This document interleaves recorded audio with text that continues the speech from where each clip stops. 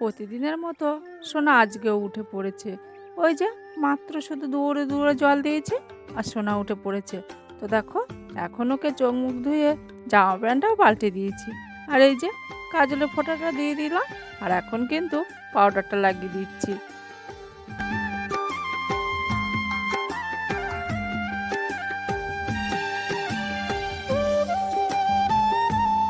তো শুভ সকাল আমার প্রিয় বন্ধুরা, তোমরা সবাই কেমন আছো? আশা করি যে যেখান থেকে ভিডিওটা দেখছো সকলে ভালো আছো আর সুস্থ আছো। পশ্চিম বর্ধমান জেলার ছোট্ট একটি গ্রাম থেকে আমি কমলা আমার ব্লগ চ্যানেলে তোমাদের জানাই অনেক অনেক স্বাগত আর অনেক ভালোবাসা গো। এখন 6:30 বেজে গেছে। জানো, সোনার যে ওই ঘা হয়েছে না, গোটা গায়ে পায়ে হয়েছে। ওর গা পাগুলো না জ্বালা জ্বালা করছে। ওগুলো কী বলে, পোড়ামুলি ঘা নাকি অনেক বাচ্চাদের বেরোয়। তো ওর জন্য আমার না রাত্রে ঘুমটাও হচ্ছে না ভালোভাবে, আর নিজের শরীরটাও না ভালো না। তোমরা তো বুঝতেই পারছো। সকালবেলা উঠে আমি কিন্তু দূরে জল দিয়ে নিয়েছি আর জামা কাপড়গুলো ছেড়ে নিয়েছি আর বাসনপত্রগুলো সব কলতলায় ভিজিয়ে দিয়েছি। আর এখন কিন্তু উঠোনটা ঝাড় দিয়ে নিচ্ছি। সোনাকে এইখানে বসিয়ে রাখা মানে আমার নিজের না কেমন অপরাধী মনে হয়। মনে হয় ও কি সুন্দর খেলে বেড়াবে, কিন্তু নিচেই তো খেলবে না, খুব নোংরা খেয়ে নেয় জানো তো। যার জন্য ওকে এখানে বসিয়ে রাখতে হয়। আর বাবু ঘুমাচ্ছে। ওকে এই যে রাখতে শুরু করলাম, এরকম করতে করতে না 8টা বেজে যাবে। তা করতে করতে এমনিতেও তো এখন দেখো বেলাটা ছোট হয়ে গেছে। কাজ করতে করতে না আমার ভারী দেরি হয়ে যায়। তো দেখো ওই দিকটা ঝাড় দিয়ে চলে আসলাম এই যে রাস্তার দিকে। আর দেখো রোদ বেরিয়ে গেছে, কিন্তু দেখতে পাচ্ছ বেশ বেলা হয়ে গেছে। সেন্টারের ঠাকুমাও চলে এসছে, ঝাড়পাট দিতে লেগে গেছে। আর আমি দেখো ওই দিকটা ঝাড় দিয়ে নিয়েছি, আর এই দিকটা ভালো করে ঝাড় দিয়ে নিলাম। আর এখানে কিছু পাতা জড়ো করে রাখলাম, ওই যে চান করার সময় ফেলে দেবো। তো দেখো আমার ঝাড় দেওয়া হয়ে গেছে। এবার চলে আসলাম ঘরের ভিতরটা আগে ঝাড় দিই না কেন বলো তো? দেখেছো, দেখে বুঝতে পারছো ঘরের ভিতরটা কেমন অন্ধকার অন্ধকার থাকে। তো লাইট জ্বেলে ঝাড় দিতে হয়। তো আগে উঠোনটা ঝাড় দেওয়া হয়ে যায়, তারপরে আমি ঘরটা ঝাঁটিয়ে নিই। আর উঠোনটা না আগে ঝাড় না দিলে কেমন জানি লাগে, মানে বেলা হয়ে গেলে বাসি উঠোন বাসি ঘর কেমন জানি লাগে জানো তো। তবু শোনার জন্য না সব কাজ আমার লেটে লেটে হয়ে যায়। তো কী করবো, এখন চলে এসেছি ওই যে ঘরটা ঝাড় দিয়ে উনুনটা লেপতে। আর দেখো উনুনটা কিন্তু আমি ভালোভাবে লেপে নিচ্ছি। দেখেছো মেঝেগুলো কেমন স্যাঁতস্যাঁতে হয়ে গেছে। এইরকম কিন্তু ঘরের ভেতরটা হয়ে গেছে, গোটা ঘর কি করে লেপবো বলো তো? শুধু দেয়ালগুলো মানে দাঁড়িয়ে আছে, আর সব বসে বসে গেছে, সব ভেঙে চুরে ঢুকে গেছে। ঘরের অবস্থা ভীষণ খারাপ। আর এই চালাটার ভিতরে তো জল পড়েছে, আর এমনিতেও স্যাঁতস্যাঁতে হয়ে গেছে। দেখো গোল করে আমি উনুনটা গোবর দিয়ে নিলাম। আর সোনাকে দেখো আবার কটা মুড়ি দিলাম। প্রথমে তো একটা বিস্কুট দিয়েছিলাম, তো বিস্কুটটা খাওয়া হয়ে গেছে, এখন কটা মুড়ি দিয়েছি। আর ওই যে উনুন লেপে যে গোবর জলটা ছিল গো, সেই জলটা ওই যে দুয়ারে দিই, তো ওইখানে দিয়ে নিচ্ছি আর লেপে নিচ্ছি। আর ঘরটার ভিতরে না প্রচুর বালি কেমন যেন লাগছে, ভালো লাগছে না। আর আমার উঠোনটা দেখেছো যত সুন্দর, তার থেকে ঘরের অবস্থা ভীষণ খারাপ। তো দেখো এই দোয়াগুলো লেপতে হবে, মাটি আনতে হবে। তো শরীরটা তো বলছি ভালো না, তো কী করবো, একা হাতে কেউ একটা মেয়ে ছেলে নেই বাড়িতে যে করবে। তো দেখো উনুনটা লেপে আমি চলে আসলাম কলতলাতে। ওই যে অল্প কিছু বাসন আছে, সেইগুলো মাজতে। তো চলো থাল বাসন মাজতে তোমাদের কিছু কমেন্টের উত্তর দিয়ে দিই। তো তোমরা যেভাবে আমার পাশে আছো, সত্যি তোমাদের কমেন্ট পড়ে না আমার ভীষণ ভালো লাগে। এরকম সুন্দর সুন্দর কমেন্ট পেলে সত্যি আমার মানে ভিডিও করতে আগ্রহ আরও বেড়ে যায়। ওই যে কালকে একটা ভিডিও করেছিলাম, বলছিলাম যেটা তোমাদের, যে গ্রামের মানুষ কীরকম চোখে দেখে, সবার চোখের যেন বালি হয়ে গেছি, যেন আমি খুবই খারাপ কাজ করছি। তো কিছু কিছু কমেন্ট এসছে, খুব ভালো লেগেছে। চলো নামগুলো বলে ফেলি। টুম্পা লাইফস্টাইল থেকে লিখেছে, তুমি কারো কথায় কান দিও না, এগিয়ে চলো, তোমার পাশে আমরা আছি, তোমার কোনো চিন্তা নেই, তুমি তোমার মতো করে এগিয়ে চলো, কারো কোথায় কান দেবে না। অসংখ্য ধন্যবাদ এরকম একটা কমেন্ট লেখার জন্য। সত্যি তোমরা যে এত আমার কাছে আছো, তোমাদের কমেন্ট পড়ে আমি বুঝতে পারি। আর একটা বুনু আছে, বুনুটার নাম আমি বুঝতে পারলাম না। তো বুনু, তুমি সব সময় দেখি আমার ভিডিওতে প্রচুর কমেন্ট করো আর ভালো ভালো কমেন্ট করো, তোমাকেও অসংখ্য ধন্যবাদ গো। তুমি অনেক ছোট, তুমি এখনও পড়াশুনো করছো, আর তোমার ভিডিওগুলো আমি দেখি, খুব ভালো লাগে। তো এইভাবে আমার পাশে থেকো সবাই, তাহলে আমি এগিয়ে যেতে পারবো। না, প্রচুর ডিস্টার্ব করছে, কথা বলছিলাম তোমাদের সাথে, আওয়াজটা তোমরা শুনতে পাবে না, খুব আস্তে আস্তে সাউন্ড হচ্ছে জানো তো, এডিট করতে গেলেও অসুবিধা হচ্ছে। তো যাই হোক, দোকানে নিয়ে যেতে পারছি না, ভীষণ অসুবিধার ভিতরে আছি। তো যেটাই বলছিলাম, ওই যে মুড়ি খেয়ে সোনাকে এখানে ঘুম পাড়িয়ে দিয়েছি। আর দেখেছো ঘর বাড়ির অবস্থা কেমন ফেটে ফেটে গেছে, আর মেঝেগুলো স্যাঁতসেঁতে হয়ে গেছে। এই যে এইখানটায় ভালো লাইটটা পড়ছে না, ওটাটা এরকম বসে বসে ফেটে ফেটে গেছে।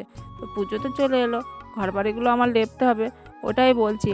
আর বাবু না এখন চিকেন আনতে গেছে, রান্না করব। ওইটাই বলছিলাম তোমাদের সাথে, যে দেখো আর শরীরটা ভীষণই খারাপ, চোখ মুখ দেখে বুঝতে পারছো। তবু তো যেটুকু কাজ করতে হবে, একা হাতে সব কিছু মানে আমাকে করতে হবে, তাছাড়া বাড়তি তো কোনো লোক নেই, দেখেছো। তো দেখো এবার আমি রান্না চাপাতে যাব।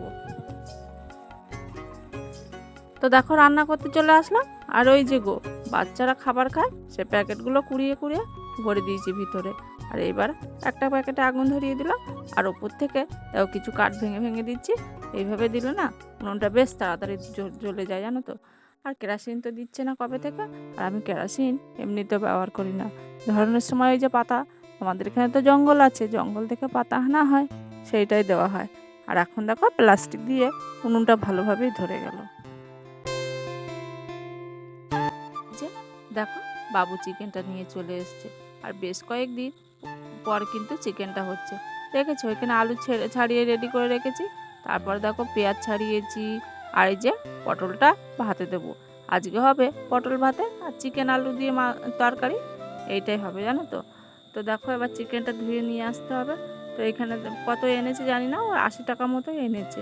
তো দেখো চিকেন ধুয়ে নিয়ে আসলাম, আর সব মশলাপাতি করছি। এখন আমি লঙ্কাটা বেটে নিচ্ছি, আমার তো মিক্সি নেই, তো ওই শিলেই বাটাবাটি করছিলাম।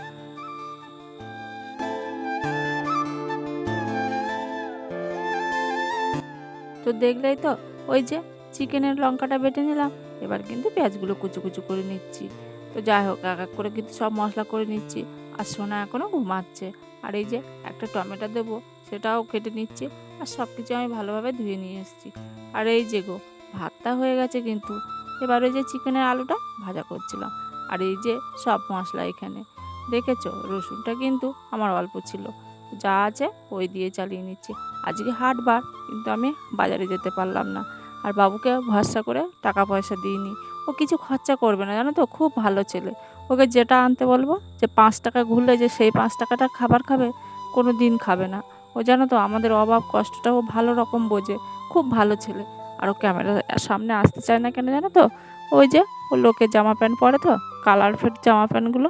তো আমি বলি দেখ, আমি তো কালার ফেটই নাইটি শাড়ি যা পরি, কিন্তু ক্যামেরাতে কিছু বোঝা যায় না। কিন্তু ও না লজ্জাতে আসতে চায় না, ওই যে লোকের পুরনো জামা প্যান্ট, ওর জন্য। এইটাই ওর মানে ভালো লাগে না জানো তো ক্যামেরার সামনে আসতে।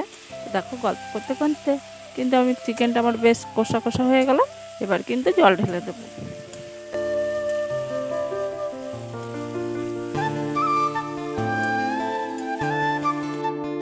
আর বাবু বলছিল, মা অনেক দিন তো চিকেন খাওয়া হয় না, আমাকে 2 পিস দাও। তো ওকে 2 পিস দিয়েছি, ও বসে বসে খাচ্ছে।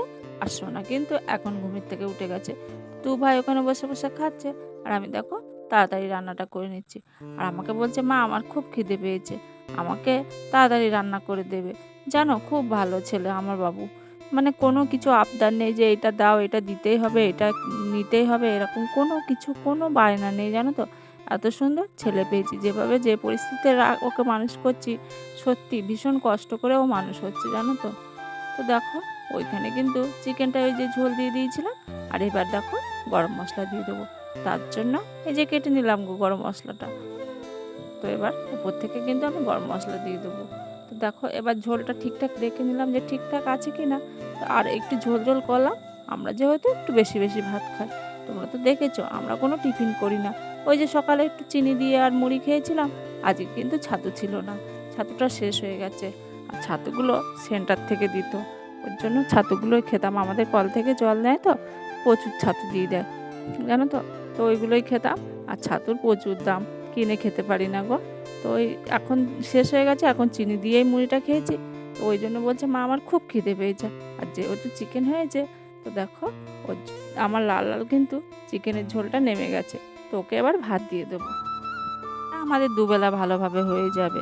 আর দেখো ওই যে পটল ভাতে দিয়েছিলাম, আর ওকে এবার ভাত দিয়ে আমি চান করব, ওই যে কড়াইগুলো মাজবো। আর প্রচুর গরম পড়েছে জানো তো।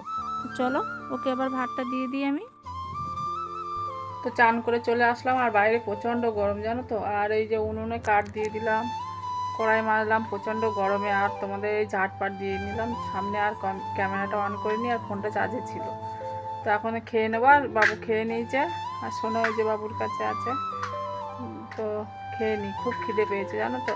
এখন 1:30 বেজে গেছে, আর বাইরে মানে রোদ নেই, কিন্তু মেঘলা মেঘলা কেমন যে মানে গরম দিচ্ছে, সহ্য করা যাচ্ছে না, প্রচণ্ড গরম। সেই দুপুরবেলা থেকে তো আর তোমাদের সামনে আসিনি, কী বলো তো, সেই মানে প্রচণ্ড গরম। আর ভিডিও এডিট করছিলাম তো বেশ কিছুক্ষণ টাইম লেগে যায়, তাই আজকে দেরি হয়ে গেছে জানো তো। 7টার সময় দিই, 7:15 না 20-তে ভিডিওটা মানে পাবলিক করলাম। তো থাম্বনেল বানানো, এডিট করা সবটা আমার নিজের একা হাতে, তো খুব সমস্যা হয়ে যায় জানো তো। এখন সন্ধ্যা হয়ে গেছে, বাবু সন্ধ্যাটাও দিয়ে নিয়েছে, আর সোনাকে নিয়ে বাবু ঘরে আছে। আর আজকে তো চিকেন হয়েছে, বাবু বলছে খিদে পেয়েছে, তো ওকে ভাত দেবো। আর দু ভাই ঘরে খেলা করছে, আর আমি একটু পরে খাবো, 8টার দিকে খাবো। তো এখন বাবুকে ভাত দেবো, চলো পরে আসছি। এখানে খেতে বসে গেছি, আর বাবু তো খেয়ে নিয়েছে তোমাদের বললাম। আর সোনা ওই যে আমার সঙ্গে বসে পড়েছে, বাবুকে আর সোনাকে কিন্তু আগে খাইয়ে দিয়েছি। আর দেখো এবার আমি খেতে বসেছি, তা আমার সঙ্গে দুষ্টুমি করছিল। তো যাই হোক বন্ধুরা, এই খেয়ে নিচ্ছি মানে এবার আজকের মতো ভিডিওটা এখানে শেষ করব। তোমরা সবাই ভালো থেকো আর সুস্থ থেকো, দেখা হবে পরবর্তী ব্লগে। তো আজকের মতো টাটা আর গুড নাইট।